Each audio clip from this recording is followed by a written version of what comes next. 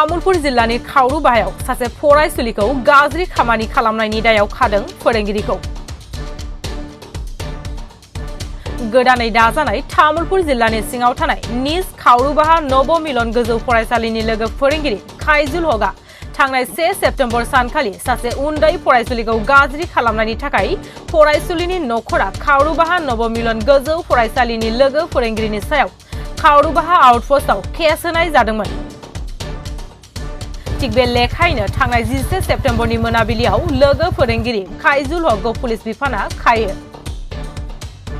बे जाथायखौ लानानै दिनै खावरुबाहा नब मिलन गोजौ फरायसालिनि फरायसा फरायसुलि बिथांमोना लोगोसे फोरोंगिरिनि सायाव होनाय गासैबो जाथाया नंखाय, फोरोंगिरिया दायनिगिरि नङा होननानै फोरोंगिरिखौ उदां खालामनांगौ होननानै खावरुबाहा आउटपोस्टनि लांगोनायाव धरना होयो।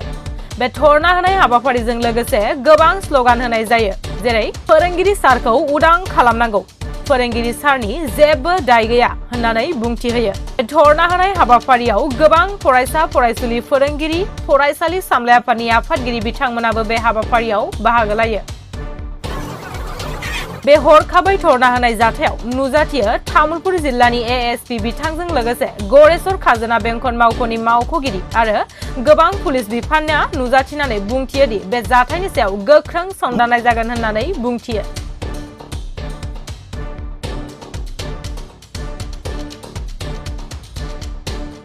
नमस्कार। আজি কিছু এসপ্তাহমান আগতে আমাৰ বিদ্যালয়ৰ এগৰাকী শিক্ষক ফাইজুল হুছেইন ছাৰক পঞ্চম শ্ৰেণীৰ ছাত্ৰী এগৰাকীয়ে মিছা অভিযোগ দিছিল যে তাইক নিৰ্যাতন কৰা বুলি। কিন্তু আমি নাজানো, আমি সেই মুহূৰ্তত তাত উপস্থিত নাছিলোঁ, আমি নাজানো প্ৰকৃত ঘটনাটো। কিন্তু সেই বিদ্যালয়তে ছাত্ৰীগৰাকীৰ ক্লাছমেটবোৰে যিধৰণে কৈছে সেইমতেতো ছাৰে কোনো ধৰণৰ মানে বেয়া কাৰ্যত লিপ্ত হোৱা নাছিল। ক্লাছমেটবোৰে সাক্ষী দিছে বুলি ছাৰে পানিছমেণ্ট কৰিছে হয়, কিন্তু ছাৰে তেনেকুৱা কাম কৰা নাই। চবকে পানিছমেণ্ট দিছে, চবকে 2 কোপমান মাৰিছেও, কিন্তু তেনেকুৱা ধৰণৰ কাৰ্য কৰা নাই। ক্লাছমেটবোৰে তেনেকৈ কৈছে। যদি তেনেকুৱাই হয় কথাটো, তেন্তে উচিত বিচাৰ হোৱাটো আমি বিচাৰোঁ, আৰু উচিত বিচাৰ হোৱাৰ বাবে আমি ইয়াত সকলো উপস্থিত হৈছোঁ। গোটেই বিদ্যালয়ৰ প্ৰতিজন ছাত্ৰ ছাত্ৰীয়ে ইয়াত আজি একেবাৰে উপস্থিত হৈছোঁ।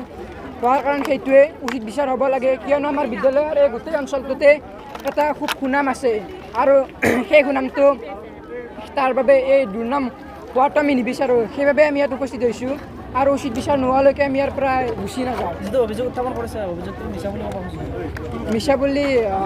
মই মিছা বুলি নকওঁ, কিন্তু সাক্ষী আছে, যিহেতু সাক্ষী আছে। ক্লাছমেটবোৰে কৈছে যে তেনেকুৱা কৰা নাছিল ছাৰে, আৰু পানিছমেণ্ট কৰিছিল হয়, সাক্ষী আছে। সেইবাবে আমি ভাবোঁ কি অভিযোগটো মিছা, সাক্ষী আছে বাবে অভিযোগটো মিছা বুলি ভাবোঁ।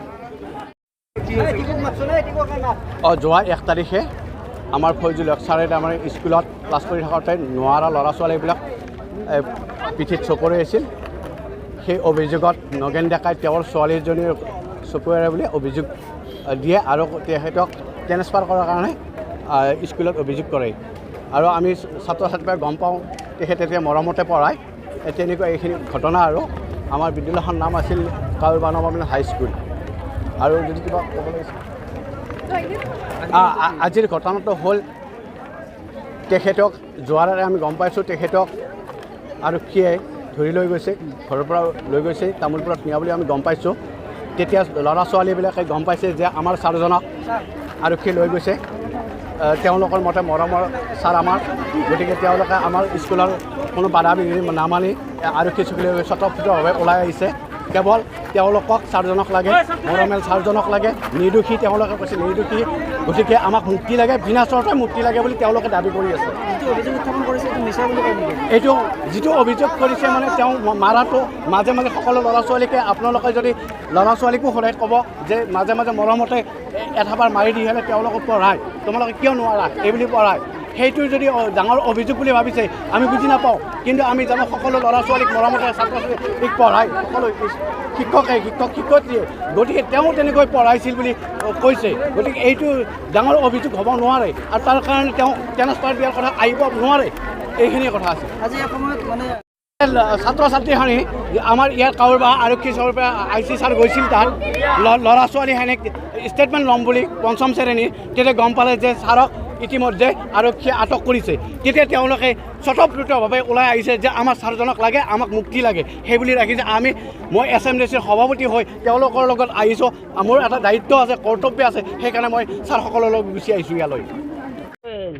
আজি যিটো আমি প্ৰত্যক্ষদৰ্শী হিচাপে দেখা পাওঁ, স্কুলৰ স্থানীয় ল'ৰা ছোৱালী ৰাইজ বিভিন্ন দল সংগঠন আহি আমাৰ লগত উপস্থিত হৈছে।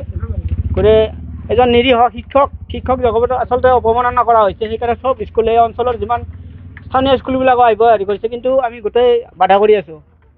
পৰিস্থিতি নিয়ন্ত্ৰণ কৰাৰ কাৰণে পুলিচ যি ধৰণে আমাক আভাস দিলে বা আমাক ঠেলা গোটা কৰাৰ দৰে এনেকুৱা ব্যৱহাৰ কৰি আছে, আমি তেখেতসকলক ভাল বুজাবুজি কৰি এটা স্থায়ী এটা সমাধান যে ল'ৰা ছোৱালীক লৈ আমি কোনো হেতালি খেলিব নালাগে। আমাক ফজুল হক আৰু যিজন ব্যক্তি 1997 চনৰ শিক্ষকতা কৰি থকা আমি কোনো ধৰণৰ দেখা পোৱা নাই আজিলৈকে। তেখেতক এটা বিনা যি ব্লেম দি আজি নিৰীহ স্কুলৰ ল'ৰা ছোৱালীক কষ্ট দিছে, আমাৰ ৰাইজক কষ্ট দিছে, স্থানীয় দল সংগঠনসকলক কষ্ট দিছে। এই কষ্টৰ সন্মুখীন আচলতে আৰক্ষী বিভাগ আমি জগৰীয়া বুলি কৈছোঁ, কাৰণ বস্তুটো আলোচনাৰ মজিয়াত আনি কৰিব সময় আছিল তেখেতসকলৰ। এটাকে 4 দিনলৈকে কৰি থাকিব পাৰে, কিন্তু এই সাধাৰণ স্কুলৰ এজন শিক্ষক এটা অপমান কাৰণে 1 মিনিট চিন্তা কৰাৰ সময় নহ'ল তেখেতসকলৰ।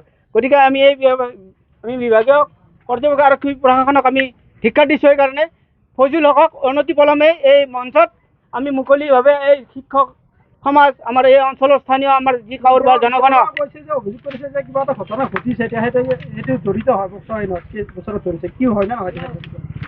এতিয়া হাজাৰ ল'ৰা ছোৱালী আহি ইয়াত দিছে, গতিকে হাজাৰজনৰ কথা শুনিম নে এজন ভিক্টিমৰ কথা শুনিম? বিচাৰ খোচাৰ পুলিচ আৰক্ষী তদন্ত যি তদন্ত সঠিকভাৱে হ'ব লাগিছিল, সেই নকৰাকৈ আনি হঠাৎকৈ আহি পেলাই এজন শিক্ষক অপমান কৰাটো আমি সহজভাৱে ল'ব পৰা নাই। আমি বিচাৰিছোঁ এইটোৱে, ফজুল হকক নিৰীহভাৱে মানুহ এজনক শাস্তি দিয়াটো আৰু শিক্ষক সমাজক অপমান কৰাটো আমি সহ্য হোৱা নাই। গতিকে তেখেতক অতি শীঘ্ৰে আমাৰ এই মঞ্চত আমি এই স্থানীয় আন্দোলন চলি থকা সময়তে তেখেতক মুক্তি দিব লাগে। আৰু যিজনে জগৰীয়া আমি যদি ভিক্টিমে যদি সঁচাকৈ হয় আমি তাক ক'ব লগা নাই, কিন্তু তেখেতে নিৰীহ এজন মানুহ বাৰে বাৰে কোৱাৰ পিছত, ইমান ৰাইজে কোৱাৰ পিছত সেইজন কেছ হৈ থাকিব নোৱাৰে বুলি আমি দাবী কৰোঁ।